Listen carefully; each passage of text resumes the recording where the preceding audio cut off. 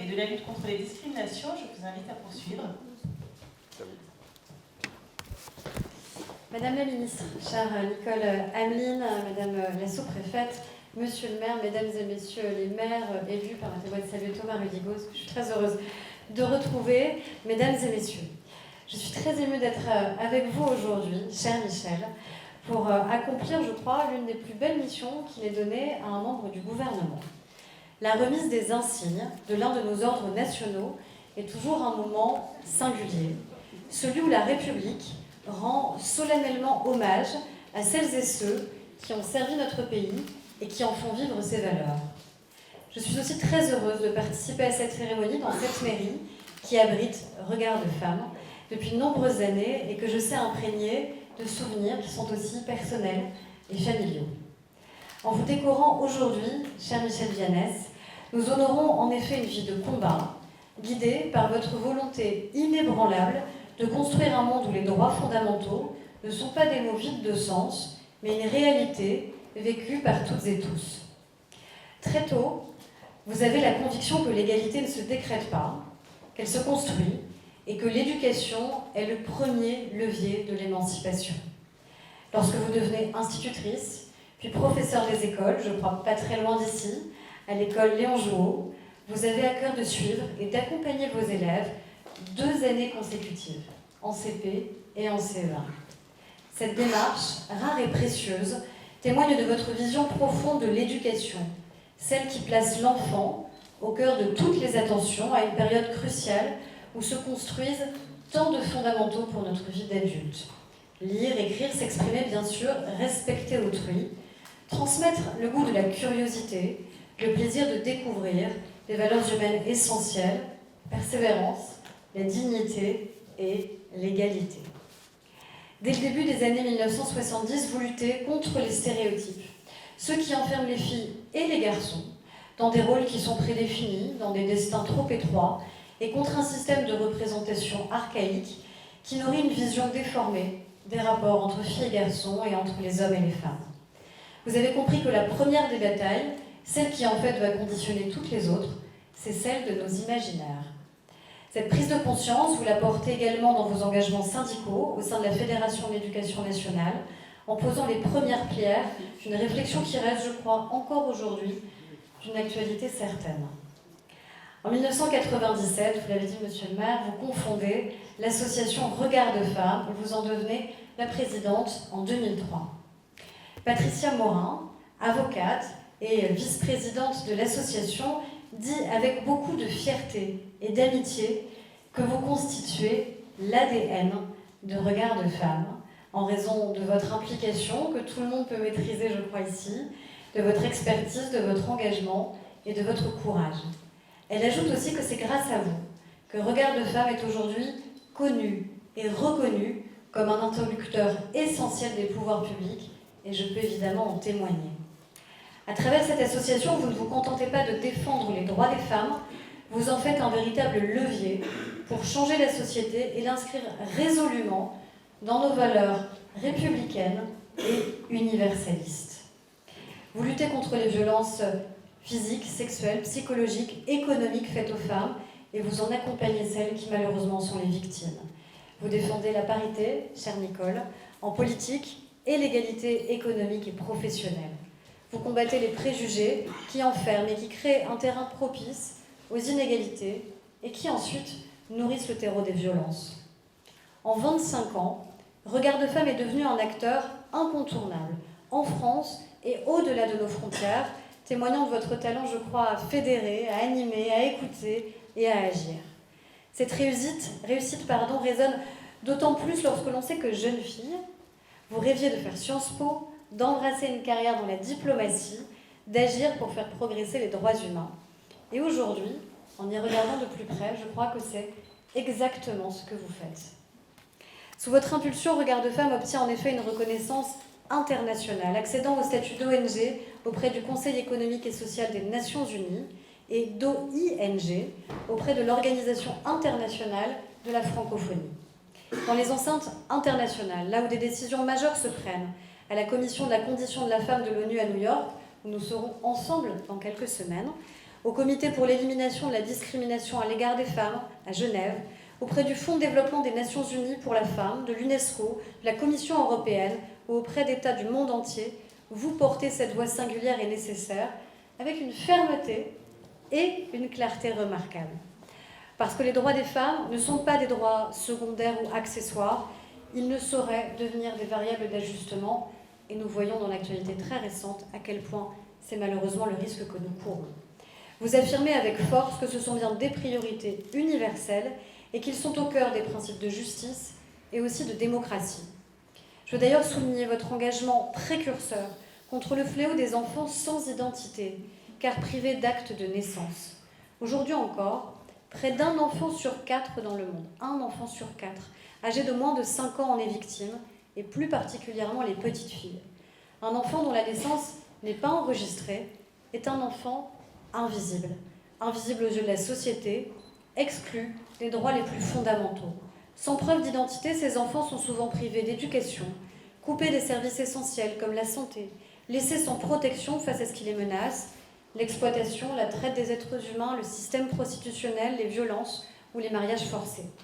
Je sais que ce combat puise ses racines dans votre histoire familiale et qu'il mobilise aujourd'hui toute votre famille, unie encore aujourd'hui à vos côtés, pour porter ce message d'humanité et de dignité. À travers votre action, c'est bien cette humanité que vous réaffirmez avec force. Chère Michèle Vianès, vous êtes une femme d'action à tous les niveaux, l'experte internationale et la combattante d'une diplomatie féministe ambitieuse, et vous êtes aussi une femme de terrain, élue conseillère municipale de Caluire-et-Cuire en 2001, déléguée, comme par hasard, à l'égalité entre les femmes et les hommes, réélue en 2008, cette fois en tant qu'adjointe à la prévention et à la citoyenneté, mais les thèmes sont intimement liés. Vous avez continué à travailler pour faire vivre les valeurs de la République, non pas dans les discours, mais dans les actes. Encore une fois, votre engagement politique est marqué par cette exigence de transmission. D'abord parce que vous devenez vice-présidente de l'association des conseillères et conseillers municipaux du Rhône, en charge de la formation, nous en parlons avec la présidente des maires du département. Ensuite parce que les actions que vous menez avec Regard de Femmes pour renforcer la parité en politique, inciter notamment les femmes vivant en milieu rural à se porter candidates aux élections municipales lors des dernières élections, mais je vous invite à récidiver pour les prochaines. C'est prévu. J'en doutais pas vraiment. En tant qu'administratrice aussi du Centre d'information sur les droits des femmes et des familles, le CIDFF, que je salue, du Rhône, mais à travers la France pour son action, entre 2001 et 2008, vous êtes en première ligne pour apporter une aide directe et concrète à des milliers de femmes, parce que les CIDFF, en tant que réseau d'accompagnement et de soutien, sont une pierre angulaire indispensable dans la lutte pour l'autonomie et la liberté des femmes, qu'il s'agisse d'accéder à leurs droits, de surmonter les violences et de s'en libérer ou de conquérir leur indépendance économique, parce que sans autonomie économique et financière des femmes, alors le pire est à craindre, tout part évidemment de là. Je sais que vous y avez porté votre voix, vos convictions sans jamais perdre de vue l'essentiel, faire avancer l'égalité, non pas comme un idéal un peu lointain, mais comme une réalité bien tangible pour celles qui en ont le plus besoin. En tant que marraine aussi du mouvement Ni pute ni soumise, vous l'avez souligné, Stéphane-Ella Amara, qui vous avait pour la première fois honoré, un mouvement qui, je crois, a marqué un tournant dans la lutte pour les droits des femmes en France. Vous menez des combats courageux, dénonçant les violences faites aux femmes dans les quartiers populaires, ces violences souvent invisibles parce qu'étouffées dans le silence, dans la honte et encore trop souvent dans la peur. Vous portez haut la nécessité pour la République de protéger toutes les femmes partout en France. Et votre engagement républicain est évidemment indissociable de votre combat féministe. Et il devrait toujours être indissociable. Vous êtes de ces citoyennes qui rappellent que la République, ça n'est pas seulement un mot, c'est un idéal, c'est un projet exigeant qui repose sur des principes non négociables, liberté, égalité, fraternité, et bien sûr, pour nous, laïcité. La laïcité, vous la défendez avec une force admirable, ne reculant devant aucune menace ou tentative d'intimidation. Et nous sommes malheureusement nombreux, je pense aussi dans cette salle, à savoir que quand nous la défendons, nous avons un peu trop souvent une cible dans le dos.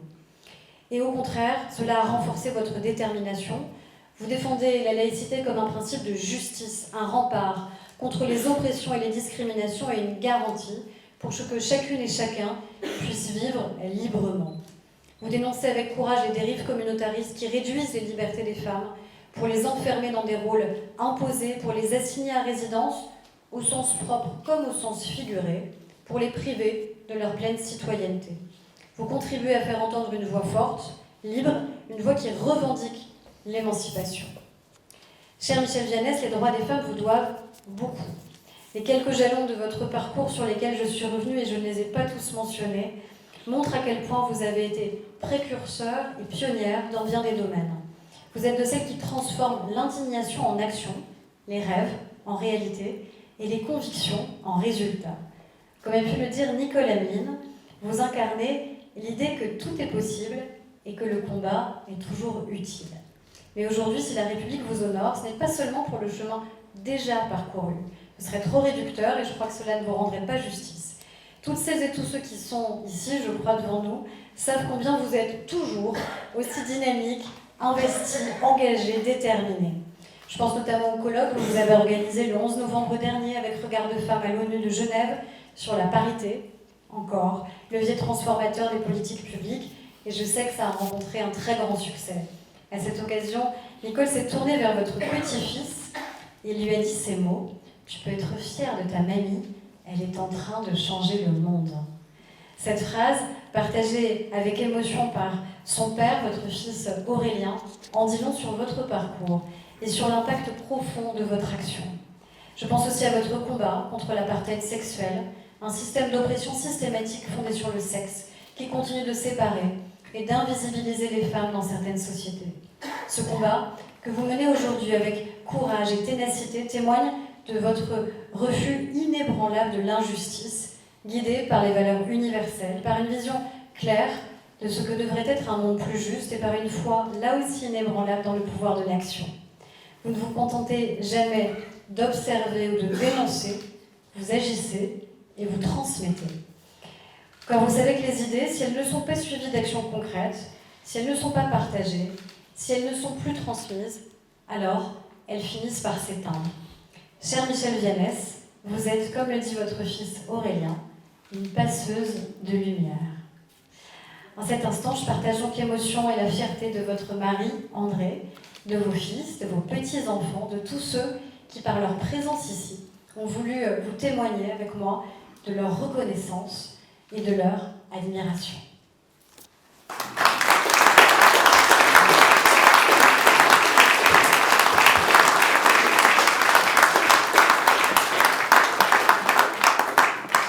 Je vais essayer de ne pas vous... Alors, cher Michel Viannès, au nom du président de la République et en vertu des pouvoirs qui nous sont conférés, nous vous faisons officier de la Légion d'honneur.